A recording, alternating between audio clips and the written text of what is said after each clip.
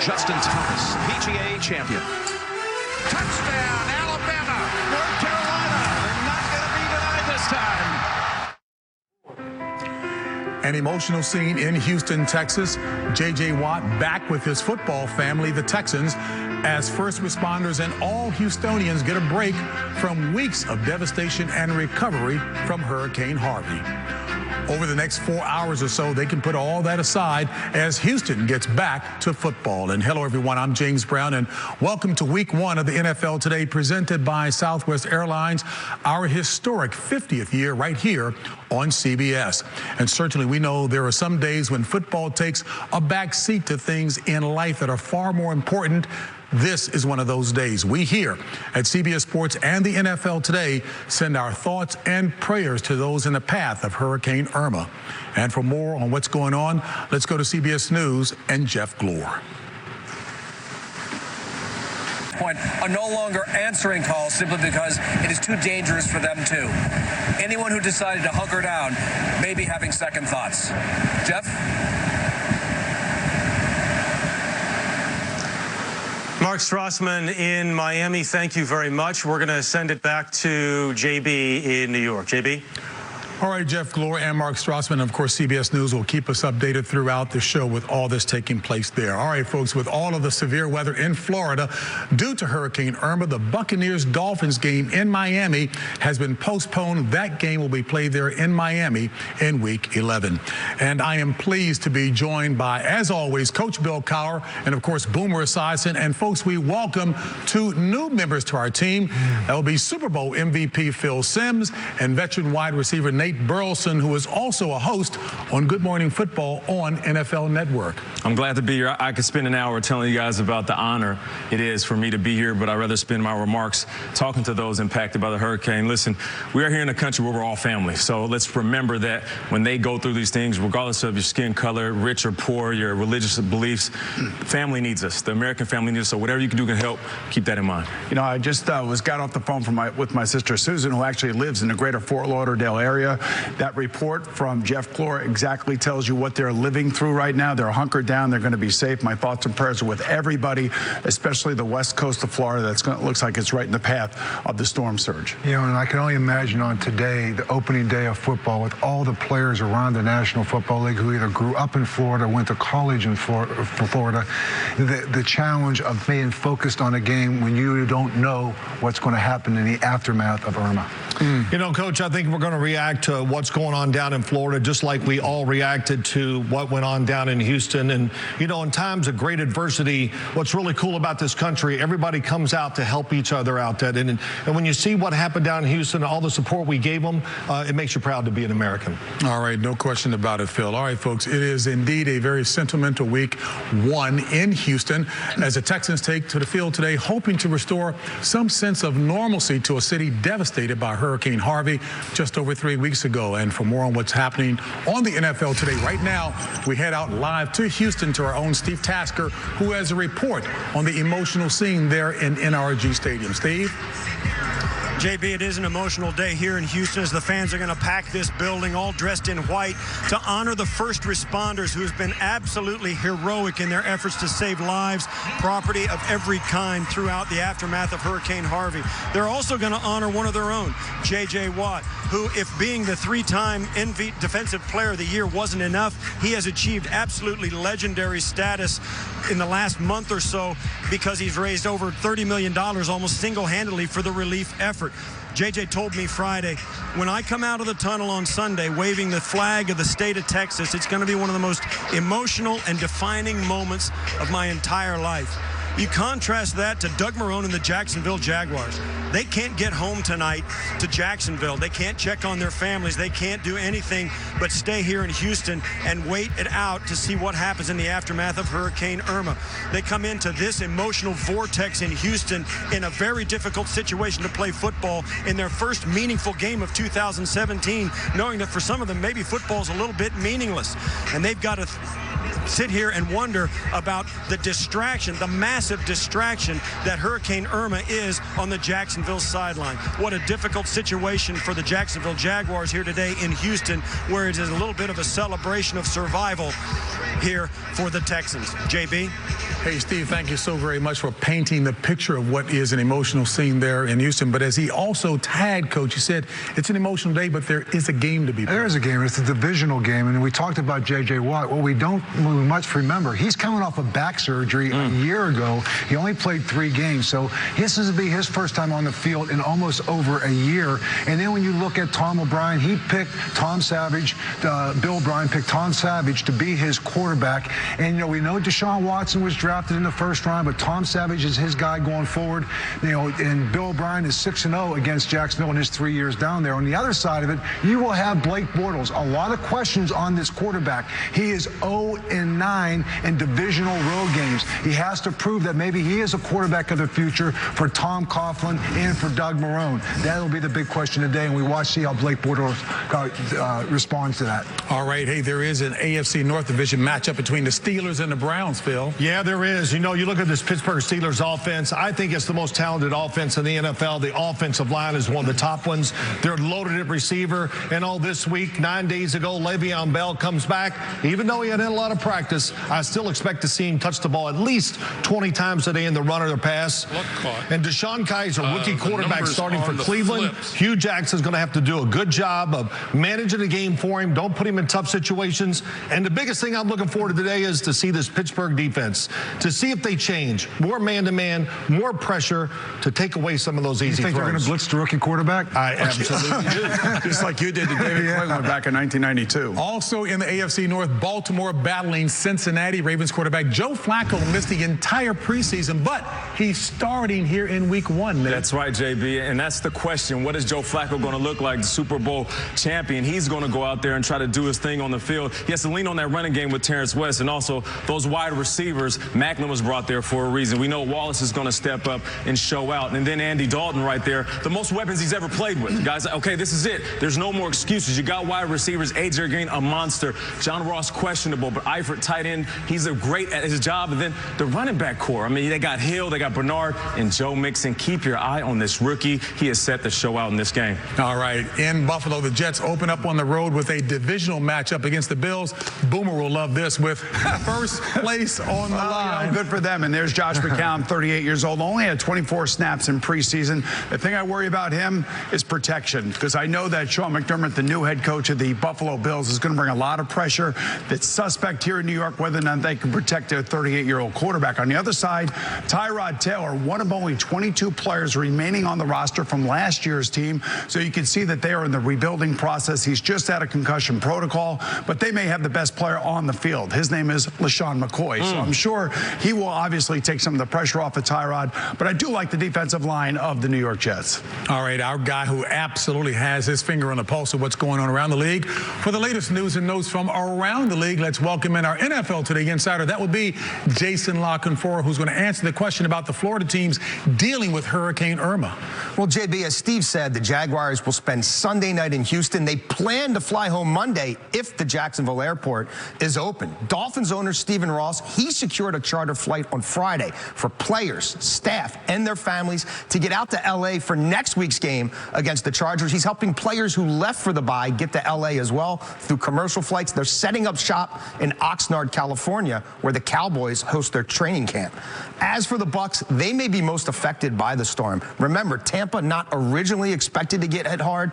Bucs players all over the country for their bye as well. The team's worried about being able to get them back to Tampa. They're worried about their practice facility. And some team personnel told me they're going to be at Raymond James Stadium today, riding out the storm there. It's safer than some other areas. Obviously, week 2 in limbo for the Bucs. As for tonight's game, Ezekiel Elliott will start for the Cowboys. It's very likely, guys, he plays all season as the NFL and NFLPA fight over the merits of that suspension in court. All right, the always thorough Jason La Canfora. Hey, big quarterback matchup in Nashville. And there is Derek Carr coming back from that broken fibula. Remember, Marcus Mariota, the same injury. He broke his fibula too. Two of the bright young stars going toe-to-toe in Tennessee today. Coming up on the NFL Today, it's week 1 and Marshawn Lynch is raring to go as he makes his return to the NFL. But this season, Beast Mode is wearing new colors and he's looking to carry the silver and black all the way to the promised land.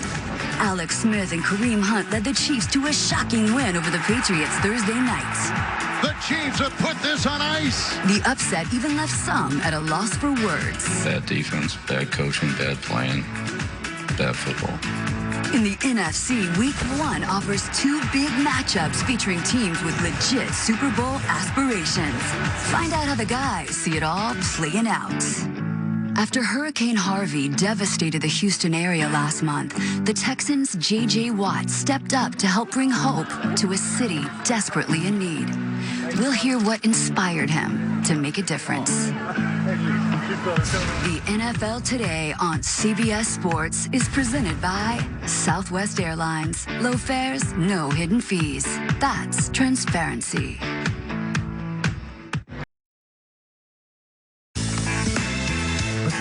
Hi, everybody. I'm Phil Simms. Hey, what's up? I'm Nate Burleson. We're 2 of the newest members of the NFL Today crew.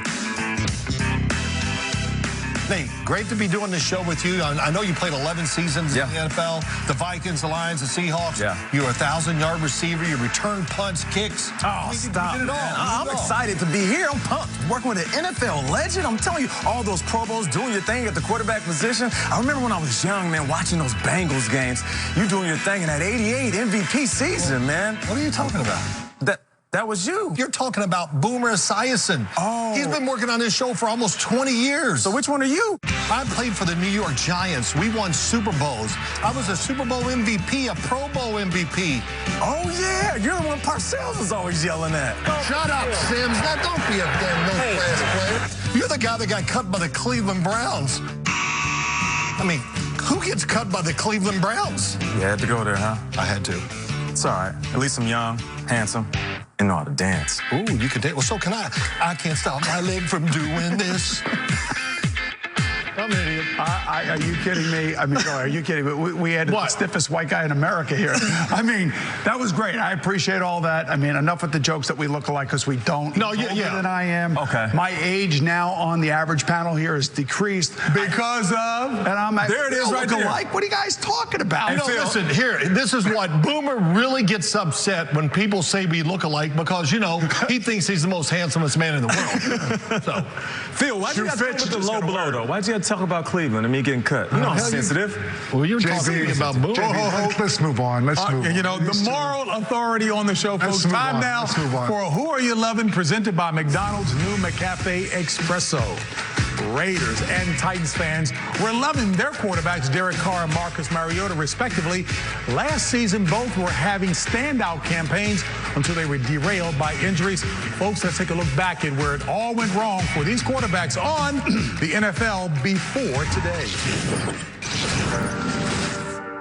Final minute of the third quarter. 2nd and 22. Mariota tackled from behind and sacked. Carr is taken down. Uh-oh. Hold on a minute. Oh, boy. It's broke. It's broke. Marcus Mariota is being carted off the field. Carr with an apparent lower leg injury. Marcus has a fractured fibula. It's about a 4 to 5 month recovery period. What a privilege it is to be able to walk back up that ramp. I'd be lying to you if I said it wasn't emotional. I feel great. It's been a long road and look forward to just being out there and having fun. All right, folks, it'll be great to see these star quarterbacks back on the field today. They're in Nashville. By the way, where Tony Romo is standing by, fresh off the field. He'll be calling his first game for CBS Sports. Tony, under huddle, first game, no nerves, right? You're all good? I'm ready to go. It's going to be exciting over here. Hey, Tony, how you doing? How's that seat feel? Oh. Hey, Phil. All right, Tony. Good to hear your voice there. Hey, look, I got a question for you. You know, the great thing about being an analyst at football games is that you study all week. You get to go to practice. You talk to players and coaches. And you got 2 exciting young quarterbacks down there. What did you find out this week about them that maybe you didn't know before?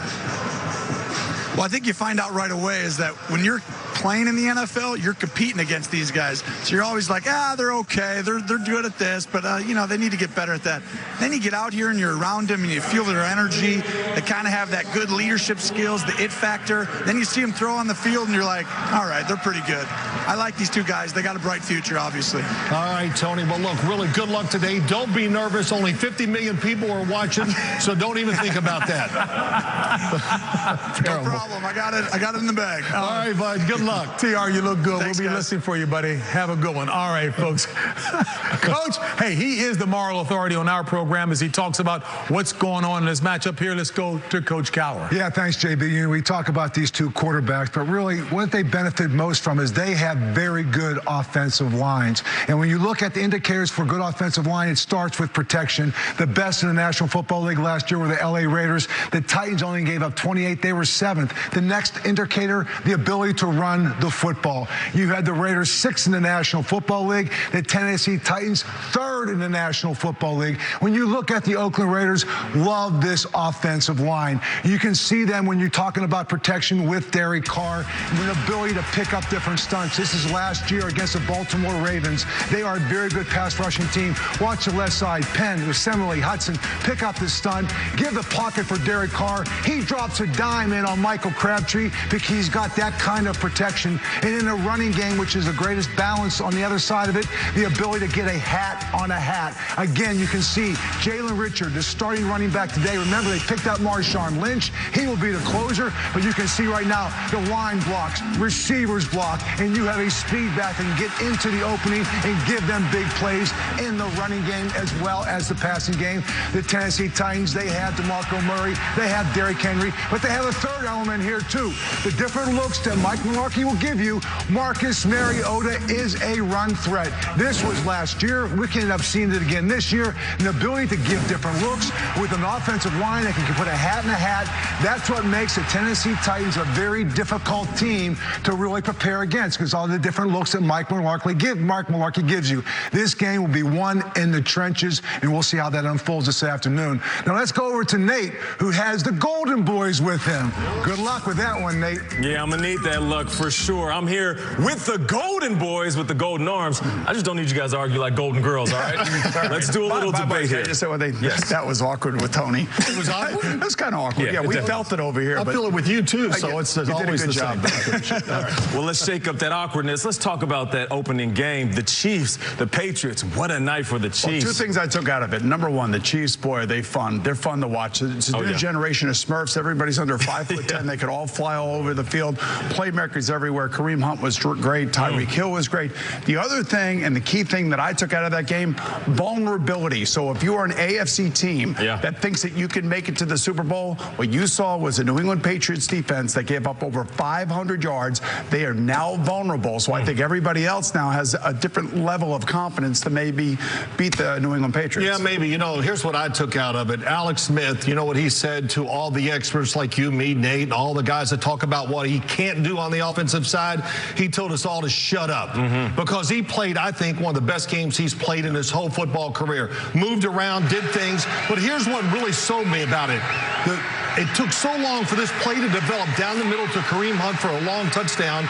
In years past, when he had to hesitate, he usually would take off and run and not have the patience to stand in there. He did it. The other big thing was Andy Reid. That was a Super Bowl game plan against the New England Patriots. He had them on their heels the whole night. They didn't know what was coming at them. Yeah, they shook off the Pats. Can Alex Smith shake off that title of micromanager all season? We'll see. But let's talk about another quarterback that we love to see on the field, and he's back on the field, Joe Flacco. How much is it of a concern that he hasn't seen the field since last year? He's actually had less reps than Tony Romo has.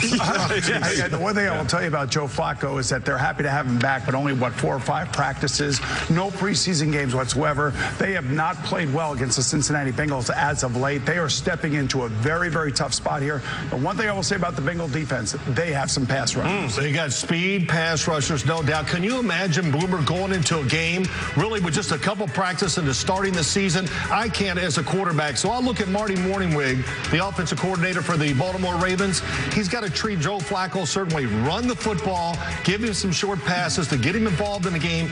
And I'm just telling you, get used to having people all around you. That's a tough thing. You need practice or game time to do that. It's going to be tough on Joe Flacco. I feel you on that. Well done, fellas. We got a little arm wrestling after this? Yeah, maybe. We'll see what happens. Hey, well, listen, a reminder, week 2 in the league gets underway with Thursday night football only on NFL Network, featuring an AFC matchup between the Texans and the Bengals. Coverage begins at 6 p.m. Eastern on NFL Network. And there is one of my favorite receivers right there, Jeremy Maclin. He's one of the best route runners in the league. He's got to step up for Joe Flacco, who we're talking about. Let's see if he can do that today on the field. Coney. Well, there we go. Khalil Mack, defensive end for the Oakland Raiders, and he's going to have to be at his best today. One of the best defensive players in the NFL. Good against the run and the pass, and he'll need that against this Tennessee high-powered offense today. Big fella can flat out play, no question about that. And that takes us now into the pregame HQ delivered by Domino's. All right, a big game in Big D tonight, as Jason Lockenfor reported earlier. The Cowboys will have their dynamic running back. That would be Ezekiel Elliott in the starting lineup against the formidable New York Giants. Yeah, remember Ezekiel Elliott led the NFL last year with 1,600 yards. And remember, they were 13-3 last year, but 2 of those 3 losses were to the Giants. They've lost 3 straight to them, boom. And Dak Prescott, 13 wins last year, a good offensive line. But somehow they just do not match up well against the New York Giants. Because of the Giants' defense. And let's take a look at 2 of the best defensive ends in football, Pierre-Paul and Vernon. They're going to be going against Smith and Collins. That's going to be the matchup to watch. It's always on a line of scrimmage right there. These are really 2 talented pass rushers. They get up the field. They got great moves. They're smart. They're veterans. As a matter of fact, I talked to Jason Pierre-Paul this offseason. I think he's in the best shape he's ever been. Odell Beckham, does he play tonight? I don't think he's going to play tonight. That's my sense. I just think they want to be really cautious with him. The thing that I would worry about from the Cowboys standpoint is their young secondary. Are they going to be able to stop Brandon Marshall, Sterling Shepard, and Evan Ingram? You got to be loving focusing on that line play. That's going to be awesome. All right, folks, another high-profile matchup has the Seahawks taking on the Packers in what could be a preview of the NFC title game. Yeah, there's so many things to look at with this game, but for me, it's Aaron Rodgers, the quarterback position, one of the best in the game, and negotiating the pocket with his footwork and that beautiful arm as we're seeing right here. Nobody can match it when he's in his zone. I liken him to a shooting guard in the NBA. Once he gets hot, he's hot. But then on the other side, Russell Wilson. I mean, people forget he's a champion as well. He has that Super Bowl ring in his closet. I want that matchup between these 2 quarterbacks. This is going to shake things out. Who's going to step up in this game? Well, my matchup to watch in this game is I want to watch the Seattle defensive line. I think one of the best moves in the offseason was they traded and got Sheldon Richardson. You put him along Michael Bennett, Cliff Averill, and Frank Clark. What a group of pass rushers Seattle has. And what are they going up against? Of course, we know they're going against Aaron Rodgers, but they're going against maybe one of the best pass-blocking offensive lines in the league in the Green Bay Packers. Whoever wins that battle is going to win the game tonight. What did you say about Sheldon? You can show a movie on that back of his? Well, you can show a double feature on the back side. Well, I know a good line. That's for sure. Hey, folks, we'll keep the conversation going here, but with kickoff just about a half hour away, time now to set the scene at your game as we take you out first on the field for the latest news and updates on your matchup.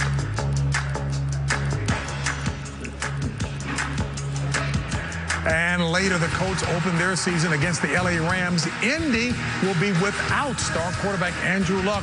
He's still recovering from shoulder surgery. And for the Rams, Aaron Donald back with the team, but he will not play today. That comes your way at 4 Eastern, 1 Pacific, right here on CBS. Yeah, Aaron Donald will not play today. It's surprising to me because Le'Veon Bell spent the same amount of time off the field, missed the preseason, missed training camp, but he's playing in week 1. Aaron Donald, what have you been doing? His talent, undeniable. But how come you have not been simulating work so you can go out there and play week 1? I'll tell you one thing. It's not who you play. It's when you play them. And without Andrew Luck, I'm not really sure what the Colts are. And there are reports out that he might not be back until October right now. So Scott Solzien is the quarterback, at least for today, with Jacoby Brissett as his backup.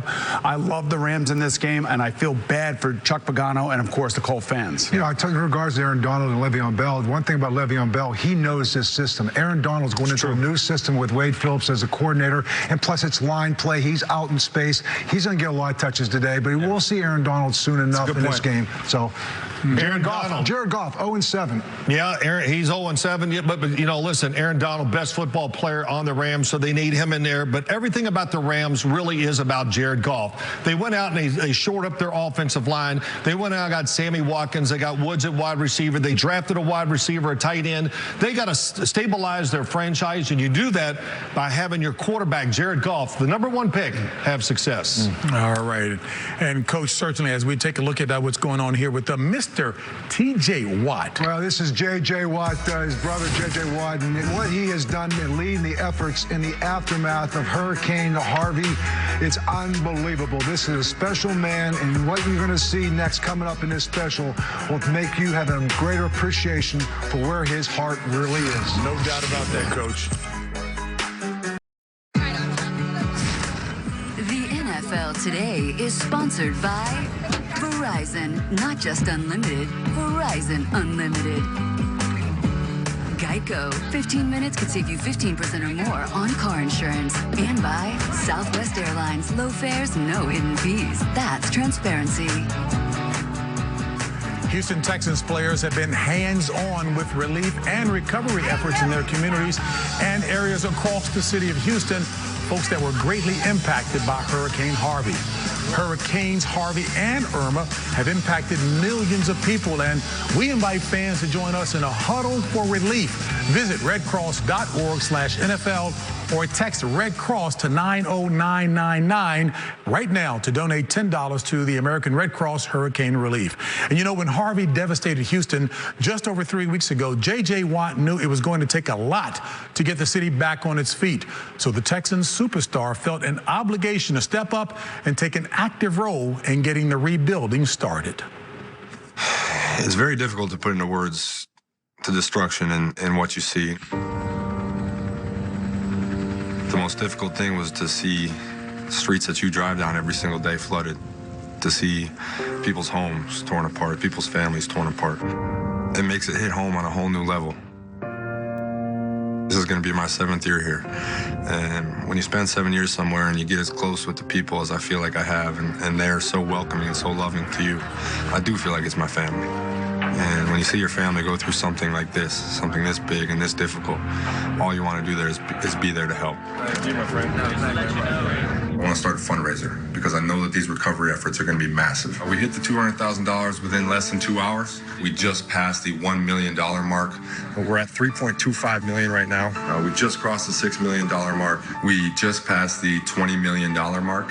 Now we sit over $30 million, and it's a testament to the good in the world.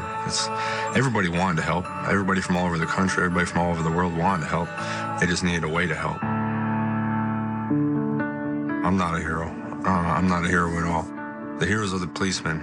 The heroes are the people that out and literally save people's lives. The firefighters, all the community members, and all the neighbors. The heroes are the people that donated millions of dollars. I'm just a coordinator of people. I'm just the one that helped give these people a way to give back. This is so much bigger than a game. Helping the people is priority #1. Playing a game is number 2. But what sports does give us is it gives us an outlet. It gives us a distraction and give these people some entertainment, give these people some hope, give them a way to get their mind off of everything that just happened. I can promise you more than ever, our team is doing everything we can to put a smile on the faces of the people of Houston and give them something to be proud of and cheer for. As a guy who played against J.J. Watt, I can appreciate everything that he stands for, what he does on the field, but more importantly, off the field. Some would say, you know, he's a ham for the camera when he first started a career because he's so popular.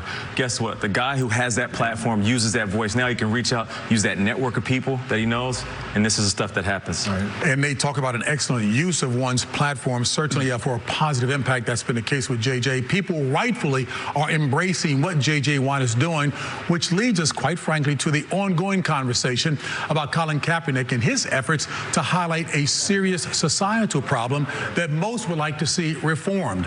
The attitude, however, of some when it comes to the athletic platform being used for that purpose peacefully bringing a serious issue to the public's attention by remarking, "Stick to sports," is unsettling to me because it marginalizes these athletes, suggesting they be denied the rights of being a citizen to speak out for their communities. Well, this week, we've seen tremendous support for the Seahawks' Michael Bennett as he highlights the very issue of racial injustice raised by Colin Kaepernick. You know, it's kind of interesting, JB. I spoke this morning to NYPD Commissioner James O'Neill, who's become a friend over the last couple of years, on the eve of 9/11, where we lost so many heroes rushing to go help people. I asked them about community policing initiatives. And Right. Nate, you live here now. Bill, you live here. And Phil, you've lived here a long time.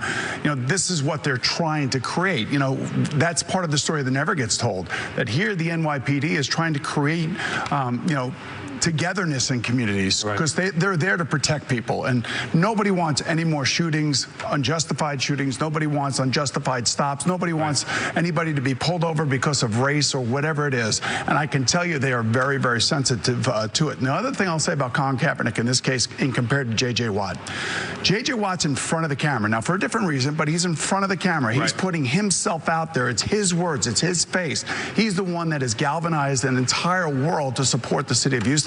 Colin Kaepernick can help himself if he goes right in front of that camera and he speaks, as opposed to having people speak for him or us speak around him. Yeah, I would love for him to come out and speak for himself and say, you know what, I want to play ball. I can help any team out there.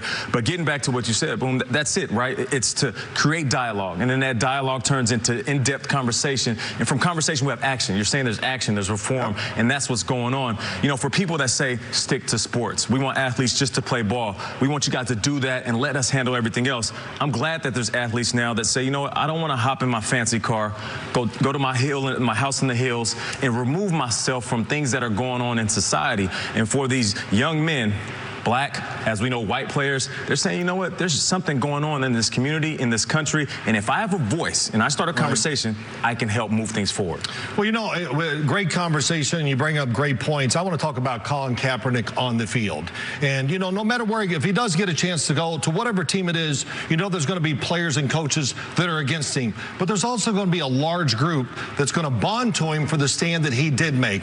But I'm just going to talk about the player. Here's what I know. I watched him many times. I watched him practice. I've seen him in games. I've studied him. I know he's big. You know, he's mobile. He can move around, and he's got a rocket for an arm. So if some team gives him a chance, and when they take him out on that practice field and they look at him, they go, hey, somewhere this guy can help our football team. And quite honestly, I hope he gets that chance. You know, all the points are so well taken. And just think about this. Let's go back a year ago. When Colin Kaepernick knelt during the national anthem, he brought awareness to the racial injustice that's in our society today.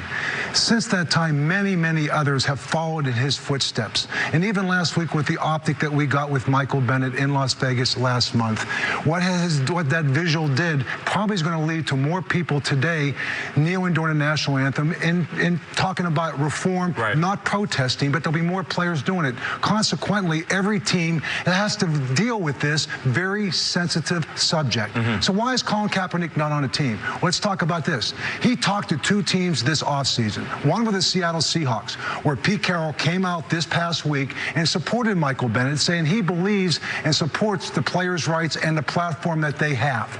And he also then went to the Baltimore Ravens and talked to John Harbaugh at a time when Joe Flacco was hurt and not even going to training camp.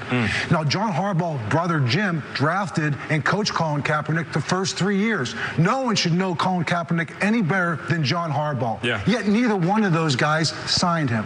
So for those who think he's not on the team because he knelt a year ago and he's being blackballed out of the NFL, it's not that. It's like you said, it's an NFL reason. Think about him the last 19 starts. He's 3-16. Yes, he's got talent, but there's a lot of question marks about his work ethic when it comes to preparation. There's a lot of question marks about his passion for the game, which is why I say to Colin Kaepernick, we need to hear from you. Not let others speak on your behalf. I want to know if it's in your heart. Are you really committed to want to come back in the National Football League and reestablish yourself as a National Football League player? Are you really committed to your craft?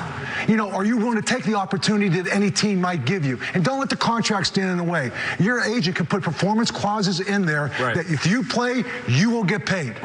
Colin, your silence speaks volumes. And I just wonder if maybe the platform isn't more important to him than his play. on the field. And you know what, Cohen, prove me wrong. Passionate and substantive, and a common thread here, Colin needs to speak. The NFL Today continues right after this.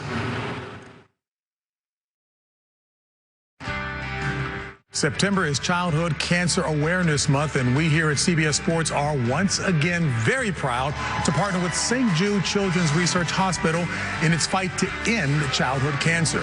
Part of the hospital's mission statement is that families never receive a bill from St. Jude for anything. And St. Jude won't stop until no child dies from cancer. And folks, we'll have more inspiring stories later in the month right here on the NFL Today. All right, time now for the NFL Today picks delivered by FedEx. Guys, give me your upset specials. Phil. I'm taking the Giants over the Cowboys. If the Giants defensive line can't stand up to that Cowboy offensive line, then nobody can. Are you taking the Giants all year? Yeah, I'm going to take the New Orleans Saints and Adrian Peterson, Drew Brees in the last year of his contract, going up to Minnesota to play his old team. You think he'll be running inspired today? Oh, I got one for you. How about the LA Chargers over the Denver Broncos? I'm looking at that Chargers offense. They got weapons. Melvin Gordon and those wide receivers. Phillip Rivers, do your thing. You are so smart. I agree with you 100%. He's a Steeler guy. You're a Giant guy. You want real, objective. You take the right here. Talking Bam. about. I'm taking the Chargers. Hey, guess what we jettisoned from the show? Right. Super Bowl picks, which Coach hates on week one. Hey, and a reminder, go to NFL.com/FedEx. Cast your vote for the FedEx Air and Ground Players of the Week. All right, folks, back with more. The NFL Today on CBS Sports is presented by Southwest Airlines. Low fares, no hidden fees. That's transparency.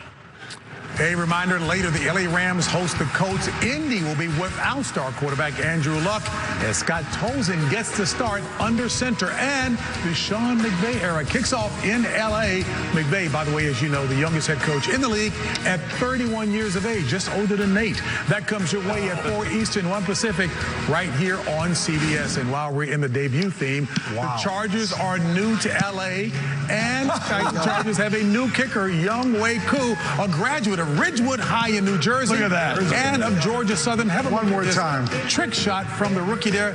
Coach, the question is, can he do that during a game? I don't know, but I hope you don't have to. That is awesome. That is awesome. That's incredible. Nate, you doing that in the backyard? Yeah, breakfast buffet this morning. All right, hey, time now to put our guys to the test with an all-new round of NFL Today trivia. We have a look at these stats from 1985. Take a look at the stats. 1985, Coach. Okay. Take a look, Coach. Yes. Look at these numbers. Are they impressive or what? Oh. Look at what Boomer did. Look at what Phil Sims against each other in that game. That was back. Go ahead. 11 sacks in that game, JB. But look at Phil. He threw it 62 times. 30 of those were audibles that he made, too. I guarantee you. Nate, this was before you were born. October 13th, 1985 is when. No, I was born in 81, JB. Come on now. Look at that pass. Nice throw. Look at the boom, boom. Look at Boomer. Look at you gripping and ripping that thing. Hey, you kidding me? Look at that hair. Yeah, 25 years there, Phil. Hey, now the question is, who won that game? Well, they won, but Boomer always rubs that in my face that they won. I said, Boomer, what does it matter? I threw for over 500 yards. That's what All right. Oh, that's the type of QB you are. Hold it. Who was the New York Giants kicker in that game back in 1985? Ooh. Big day indeed. Huge day he had. Raul Allegre. Hold on. Talk about the numbers that the kicker had in that game. In that game, the kicker had these numbers. The kicker was 3 for 3 and had a rushing touchdown. Had a rushing touchdown. So Boomer? I said Jess Atkinson. Boomer. Yeah, so he was there. Because he went to school where, Boomer? He went to school at the University of Maryland and cost me the Aloha Bowl championship. Oh, about him? Sorry, Jess. I'm just kidding. I'm just kidding. You've got to let it go. He was my kicker. I was a holder in college. Yes, he was my kicker. Here he comes. Watch this. He was a really good athlete. Yes, a really good athlete. Hey, did sports in Washington, D.C. as well, too. Well beloved. I thought it was Ali Haji Sheik. That's one of my college roommates, by the way, as well. Yeah. It's pretty cool. Yeah, and I'll never forget talking to him after the game. I think he thought he found a home for a long term, but he wasn't there long term. Yeah. Did you guys know each other before the game? Yeah, we say a little bit. Yeah. You gotta remember, that was kind of like a homecoming for Phil because, he's from Kentucky. Right. And it sits right there in the banks of the Ohio River. Northeastern Kentucky is right there. So he had all his family and friends there and everything else. That's a couple thousand. Check this out. First of all, my guy looks good. He shows a softer side. He can't talk enough football. And Coach fed the ball to the rookie all day long. All right. Looked like Kareem Hunt on our show. Coming up next, the national anthem live in Houston. Good job, Nate. Nate, awesome.